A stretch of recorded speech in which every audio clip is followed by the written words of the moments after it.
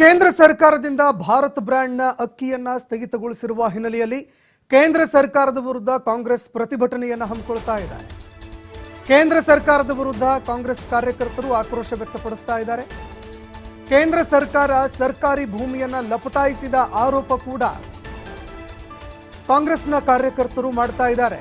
ರಾಜ್ಯ ವಿಪಕ್ಷ ನಾಯಕ ಆರ್ ಅಶೋಕ್ ವಿರುದ್ಧವೂ ಕೂಡ ಕಾಂಗ್ರೆಸ್ನ ಕಾರ್ಯಕರ್ತರು ಆಕ್ರೋಶ ವ್ಯಕ್ತಪಡಿಸೋದಕ್ಕೆ ಅಂತ ಮುಂದಾಗ್ತಾ ಇದ್ದಾರೆ.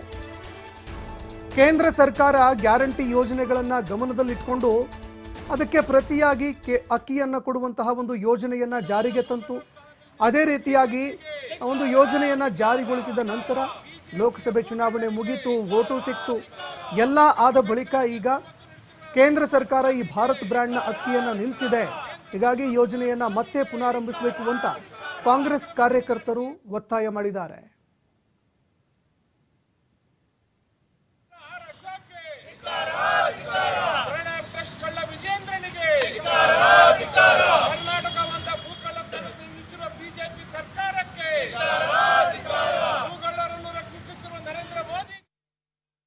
ಏನು ನರೇಂದ್ರ ಮೋದಿಯವರು ಕೇವಲ ಪ್ರಧಾನಮಂತ್ರಿಯಾಗಿ ಒಂದು ತಿಂಗಳಾಗಿದೆ.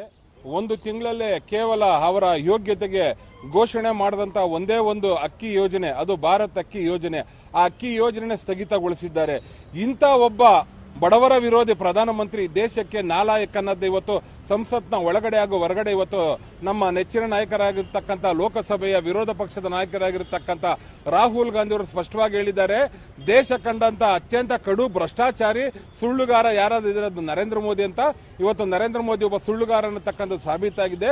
ಕರ್ನಾಟಕ ರಾಜ್ಯದಲ್ಲಿ 5 ಯೋಜನೆಗಳನ್ನು ಕೊಟ್ಟು ಇವತ್ತು ಜನಪರ ಯೋಜನೆಗಳನ್ನು ಕೊಟ್ಟಿರತಕ್ಕಂಥ ಕಾಂಗ್ರೆಸ್ ಸರ್ಕಾರದ ವಿರುದ್ಧ ಇವತ್ತು ಈ ಯೋಜನೆ ಕಸದ ಬುಟ್ಟಿಗೆ ಹಾಕಿ ಅಂತ ಹೇಳ್ತಕ್ಕಂಥ ಆರ್ ಅಶೋಕ್ ಇರ್ಬೋದು, ವಿಜೇಂದರ್ ಇರ್ಬೋದು, CT ರವಿ ಇರ್ಬೋದು, ಹಾಗೂ ನೂತನ ಕೇಂದ್ರ ಸಚಿವರಾಗಿರತಕ್ಕಂಥ ಬಿಜೆಪಿಯ ಏಜೆಂಟರ್ HD ಕುಮಾರಸ್ವಾಮಿ ಅವರೇ, ಈ ಯೋಜನೆ ಬಗ್ಗೆ ನಿಮಗೆ ಮಾತಾಡಕ್ಕೆ ಯೋಗ್ಯತೆ, ನೈತಿಕತೆ ಇದೆಯಾ?